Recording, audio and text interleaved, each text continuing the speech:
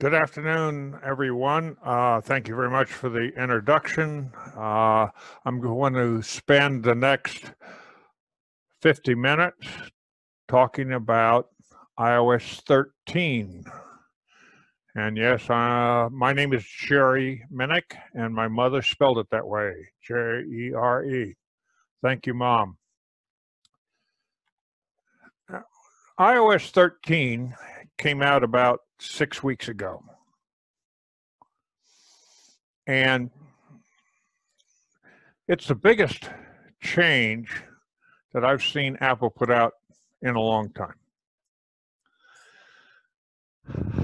I am surprised at how many items they dealt with and changed for iOS 13. And as you can see by my view graph, their main features are dark mode, photo apps, sign in with Apple, new reminders, look around in maps, those kind of things. And the list goes on and on and on. The fact of the matter is there's close to 200 changes that Apple made to the existing iOS when they put out 13. And of course, since they put out 13, they've come out with some small iterations to fix problems. And the latest as of today is 13.2, and that might change very rapidly. I have one site that I use because it's very good, in my opinion, that has 56 different how-to, and the how-tos include screenshots, and it's a great site. I'm going to give you that information. And here's what some of the how-tos on that Mac Rumors web page look like. And of course, if you want to go there and take a look at all 56, fine and dandy. Now, if you go on the internet to find out some information about iOS 13, be careful of the date in which the information was put out. There are some entries in the internet where people were talking about iOS 13 back in June and July, and some of the information they put out has been changed or is not correct based on what Apple decided to do when they finally put it out on the 19th of September. The bit.ly that you see at the bottom of this page is the same thing as what you see in the bold for Mac Rumors right above it. Either one of them take you to the page, and you got to scroll down quite a ways to get to the 56 how-tos.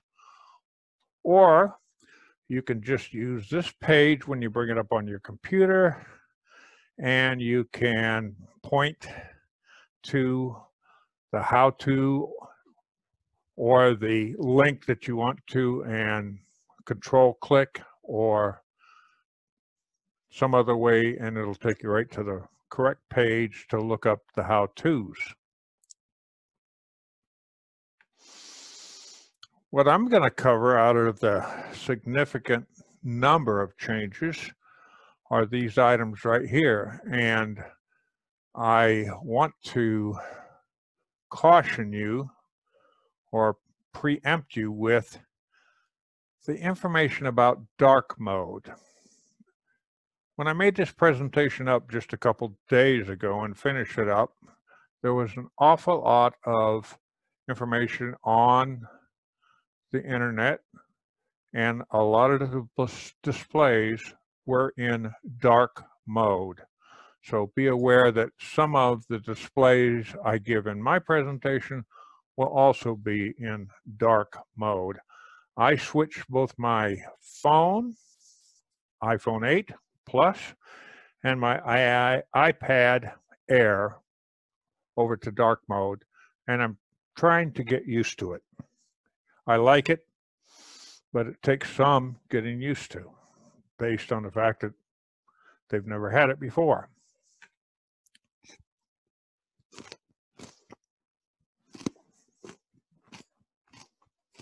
And this is how you get to dark mode. Settings, display, and brightness, and then switch from light mode to dark mode. And this is shown on a phone, but the same thing is done when you do it on an iPad. Find My. Apple has now combined Find My iPhone and Find My Friends app into one app. And in that list of 56, there's quite a few how-tos on using the Find My app. And they're listed here for your convenience. But let's look at it. Yes, this is what happened. Find iPhone, Find iFriends have been combined.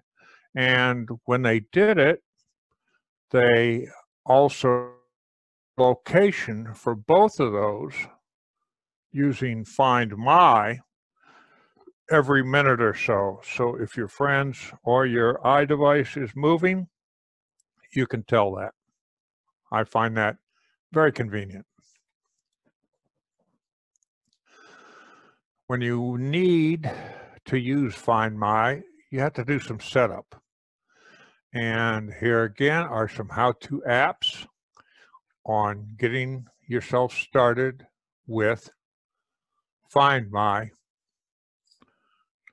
app that's on your iPhone, iPad.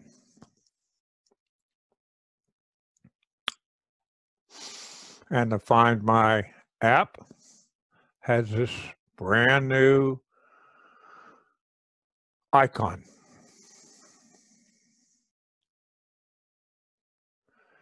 Each tab features a familiar app so that you can see in relationship to where you are, where the friend or device is. And of course, you can select particular people or devices to look for. If you are looking for the Find My app on your device, swipe left to right from the home screen, go into the search bar.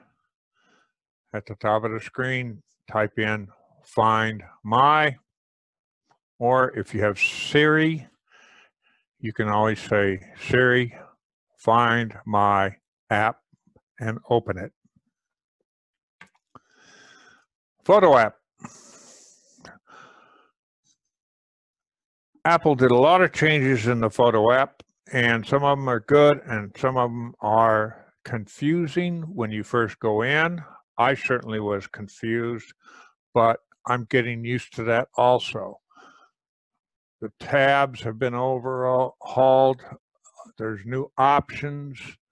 You can look at your pictures in different day, month, and year views. You can see your photos displayed in a tile view, and best images are displayed as large squares. And I'm a little bit confused about how the software picks the best images, but that's what Apple put out as tiled view, best images. So it's different when you go to look at your photos. Just the other day, I took a picture and I knew that it went into my photos, and I had a little trouble finding it until I could get used to the new displays that they have associated with the app. Here we're looking at Days View, two different Days View displays here. As you can see, I have a red circle around days. And so you can get this kind of information and then pick the picture that you want to see. and they're organized by each day. If you go into the months view, you get a different display, a slightly different display. And here you're looking at the month and the pictures that you took during the month. And you can scroll up and down and see those categories of pictures. And the same thing for years. And of course, if you want to look at the current year, that's fine and dandy. If you want to see pictures that you took a year ago from the date that you are now, you can scroll up or down through those also. And if you tap the older year, you'll see more photos around the same time of year that you are now. In all those selections, Apple highlights certain different titles, and you now know where those photos were taken, and it helps you find what you're looking for.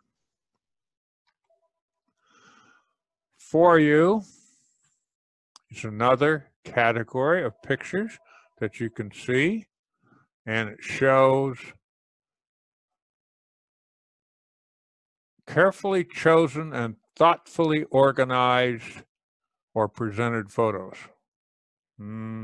Okay, I don't know how Apple, again, determines that, but that's the word they use to describe what For You is all about. And they're organized around a specific date and content, and you can go back and revisit those wonderful times you were having at the beach or in the mountains or on a trip somewhere. Now, if you're into editing photos, again, Apple's made it a little bit easier. When you first open a photo to adjust it, you're going to be in the automatic mode, but then now you can scroll through the editing tools very easily and make adjustments more easily, more user-friendly, whatever that means. User-friendly, So anyway, it's a new way to edit your photo that you're looking at, and I haven't used it yet, but they say it's wonderful. Camera app. The camera app has been changed so that you can get a better intensity of light in the portrait mode. They have a new high key mono, which gives you some fantastic pictures if that's what you're looking for. You can change the aspect ratio of the pictures in the camera app. And if you have an iPhone 11, you can also change the resolution or the rate of video recording. One of the things I'm concerned about when I take photos is what kind of metadata is associated with a photo. And so now Apple has given you a very easy way to strip the information off the photos that might in fact not be good when you put that photo on the internet. The steps are listed here. Very simply done. Reminders app. Apple did a big job on retooling the Reminders app. You got a toolbar. Siri can help you with reminders.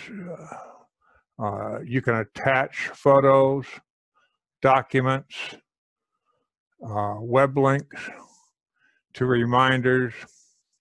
You can get more information typed into the reminder. And when you're chatting with somebody in iMessages, Siri is going to recognize a possible reminder and then make a suggestion to you to add that to your reminders app on your device.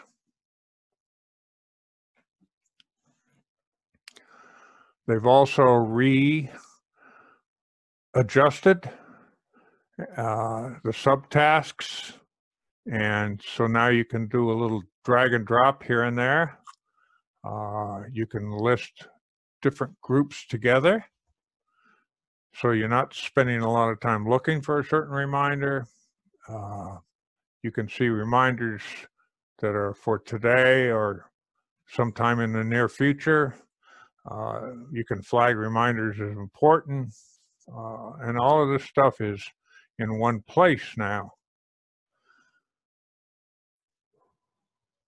A reminder will surface when you're chatting with that person in iMessages again.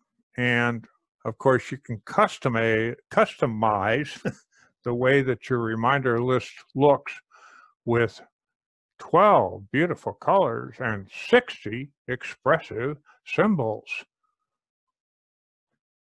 That's got to be exciting. And here's what reminders looks like. It's a new interface likened to a dashboard. You have smarter lists and groups and reminders, and it's easy to add one. All you do is a tap and you're ready to go. Another look at 4 different screens for reminders. And as you can see in the second screen from the left, you've got these different colors, so you can color code your reminders to help you put them in your mind correctly. And the last 2 on the right-hand side, reminders about going to the dentist and then getting in the car. The reminder picks up the fact that you're actually moving and getting into the car and moving down the highway. Health app. A lot of changes and improvements in the health app.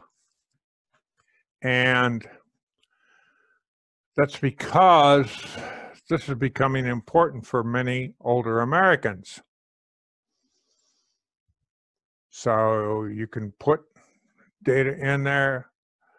You can list historical averages and more. If you have a profile page with your medical facilities, you can pull that information up on your computer and you can put it into your iPad, iPhone. If you have a hearing problem, you can track your hearing tests and take a look at them to see if you're progressively getting better or worse. And a lot of things are being done to analyze and put into contextual value so that you can track your health with your iPhone, iPad. I'm starting to use the health app on my iPhone and iPad, and I find it easy to understand and helpful. There's a summary view of the health app on the left-hand side, and a summary view or edit view of the health app on the right-hand side. 2 displays to give you an idea of the things that you can do with the health app to track your activity and your health. I'm going to give you a second to take a look at that.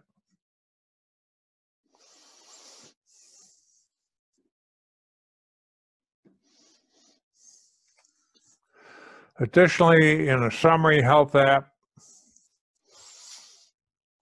you can see what your workouts were and how they compared to what you were doing yesterday or last week, and also some summaries about how many steps you took over 7 days versus what you were doing in the last 7 days. And again, this information is available to you to help you get to the right spot in your health and your activities. Lots of charts, lots of comparisons. And finally, gee, we got some non-dark mode displays, and that's basically why I'm showing them, and you can see the difference. Exercise minutes, and there's a way to customize all this so you can see what you want to see.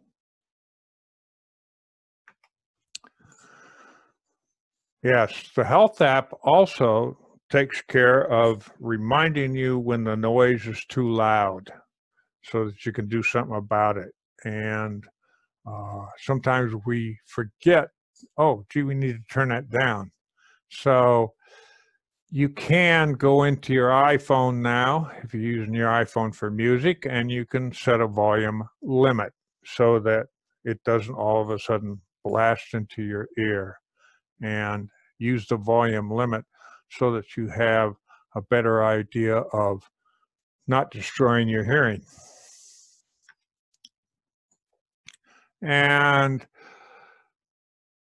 if you take a look at the trends that are coming up in the headphone, monitoring hearing, etc., you might be able to see a time when, gee, I got to go see the doctor again and get my hearing checked. If you have an Apple Watch and it's running 06, you know, it'll warn you about sounds around you, and it'll give you a tap on your wrist. And you also get a notification in your health summary of the health app. And here's 3 shots of the hearing app, and when the sound is too loud, and environmental sound levels, and also audio sound levels from your headphones.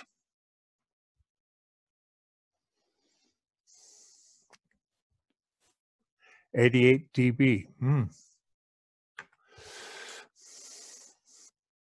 And you can also get a readout of the noise level over time, and that can be for the last hour, week, month, and year, or even a day or so.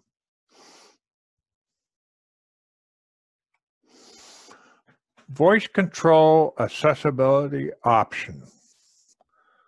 And of course, if you're going to use this, you need iOS 13, just a reminder. But now you can control your device with voice control, and it's activated in the accessibilities option. In order to use voice control on your iPad or your iPhone, you need to download a file. And once the download is complete, then you no longer need Wi-Fi to do voice control. Now, what that really means is when you're doing voice control of your device, Apple is not getting that information, and they're not stockpiling it somewhere, which means data about you. So, yeah, you need to be connected to Wi-Fi before turning on voice control for the first time. Once you do the download, voice control, and you are private. And what can you do with voice control? You can do basically you can do with voice control what you normally do with your finger or your stylus. You can say, with voice control on, swipe down, long press clocks, as an example. Now, voice control doesn't change how the device responds to touch. It's just taking the place of touch. And if you don't know what commands are available, you can say, show me what to say. And you can get a full list of the available commands that they have right now by going to Settings, Accessibility, Voice Control, Customize Commands. And all indications are that Apple will continue to develop this app and give you lots more customized commands. So here's what can I say looks like over on the left-hand side.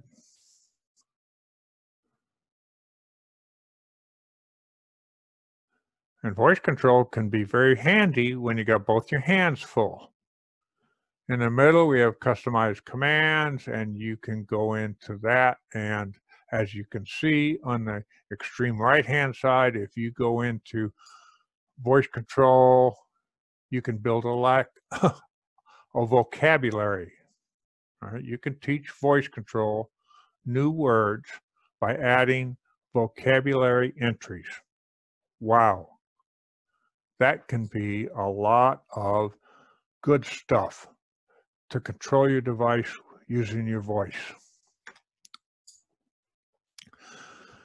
You can turn voice control on or off by saying, "Hey Siri." Oops, my timer just responded because I said, "Hey Siri."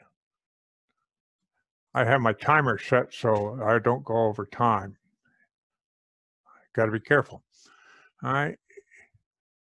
To lock the device, in other words, go into a lock screen, you can say lock screen. To wake up the device, you can say, turn on voice control. To activate or to wake it up or to shut it off, you can again give those commands. Go to sleep, wake up,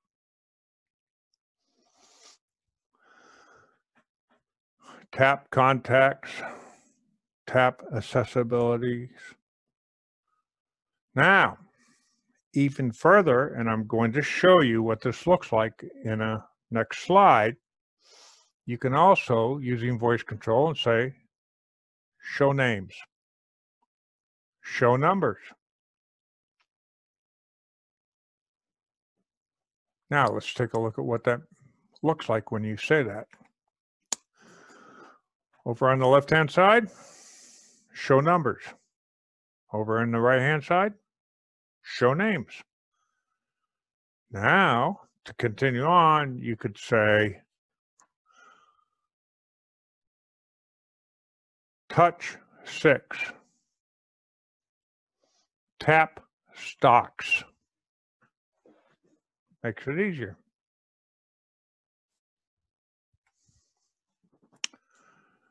You can also say hide.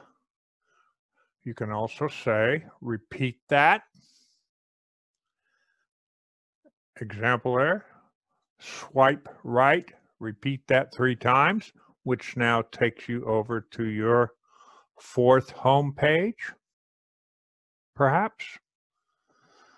And you can also say, go back. Go back.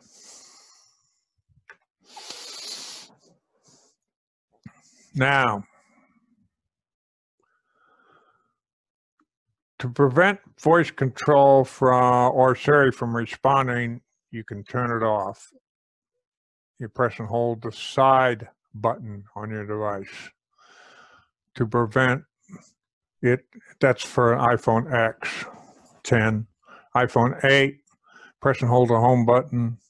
iPhone 10 or later, you can, that includes the 11s and what have you. And for iPhone 8 or earlier, again, the step to do it. This is so you can turn it off and have voice control stop responding to your voice.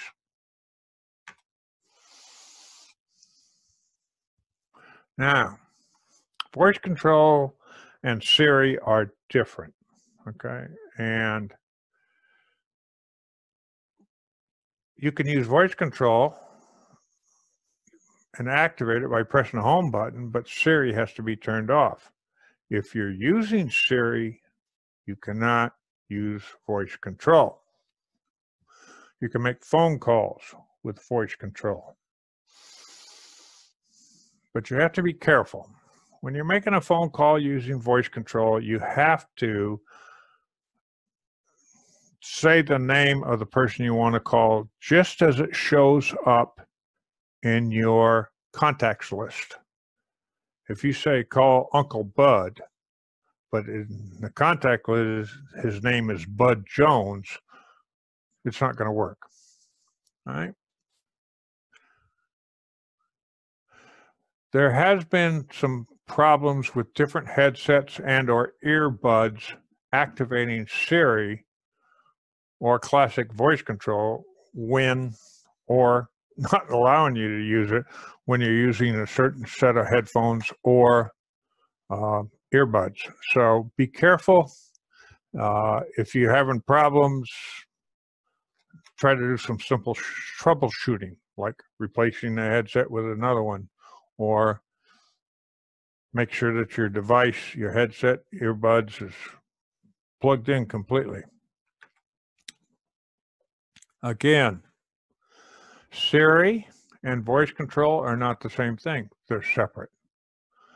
Voice control is a set of features built in that exist before Siri came up. Siri has replaced some of those features. And if you are still confused about voice control and Siri, here's a reference in imore.com, and the bit.ly at the bottom of the page is the same as the website above it.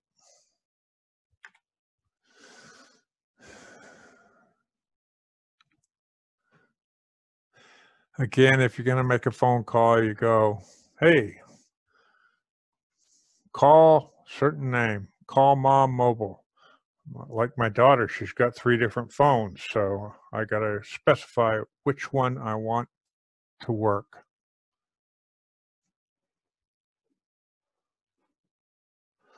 I got about 14 minutes left. FaceTime and voice control can work together. And again, whoever you're calling on FaceTime, they have to have a compatible device. Otherwise, it's not going to work. Compatible device meaning an iPhone or iPad with iOS 13. Privacy and security. Apple has gone in and made some changes to the location app that works on your device and how you can control it a lot better now, and who gets to have access to your location. Specifically, an app, whether you want to give them permission to know where you're at or not. The same thing with Wi-Fi and Bluetooth, because Wi-Fi and Bluetooth do give away your location. So again, you can control what apps access Wi-Fi and Bluetooth on your device. And also, when you share a photo, you get to control that now using the app location or the location app. Here's another big thing that Apple likes, and I think there's some really great possibilities here. And what they're saying is when you go to a website, sign in with Apple. A lot of times now when we go to a website, they say you can sign in with Google. Well, guess what? Now we're on sign in with Apple. And you're all set. No filling out of the forms, nothing like that, because your Apple ID, etc., is used to sign you in. And Apple does not track or profile you when you sign in with Apple to a website.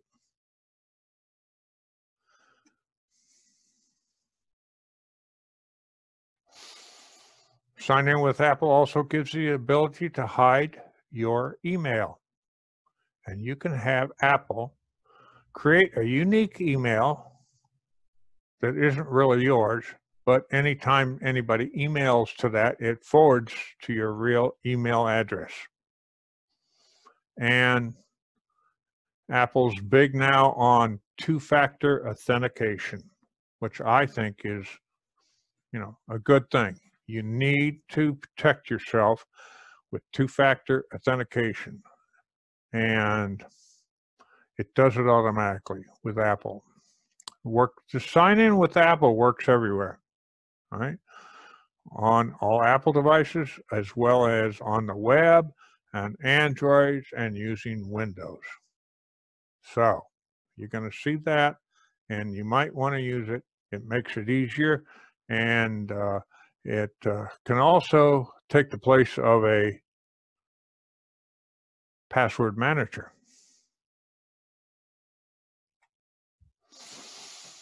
Now, Memoji, is that how you say that? I'm not sure. But anyway, Apple has added some new characters and what have you, and you can do it with everybody or just your contacts or not at all. Sharing your name and your photo. Memoji generates a sticker, and the sticker can be a human being sticker or an animal sticker, and a range of emotions. I'm going to show you some pictures in a second of the different things that you can do with this Memoji.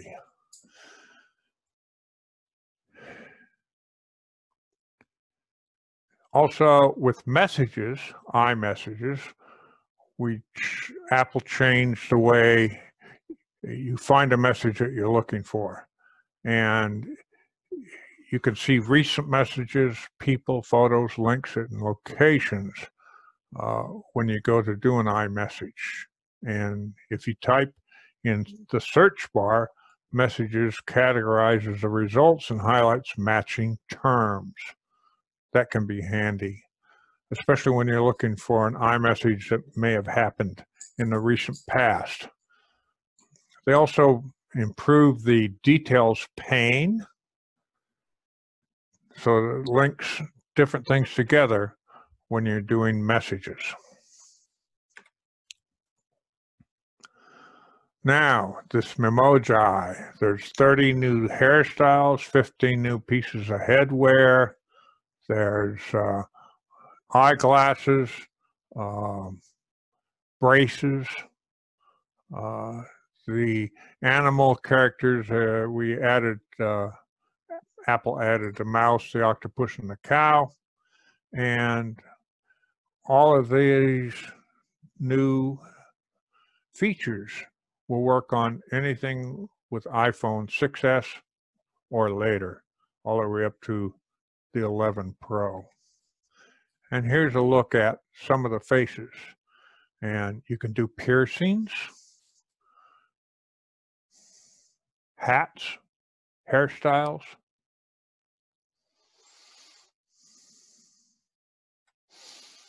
And here's a look at 3 different presentations on an iPhone, where you can do the different hairstyles. You can do the different skin tones.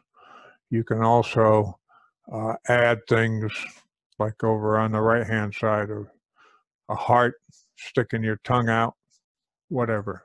All of these things have now become available on both iPhone and iPad. And that is my presentation on iOS 13.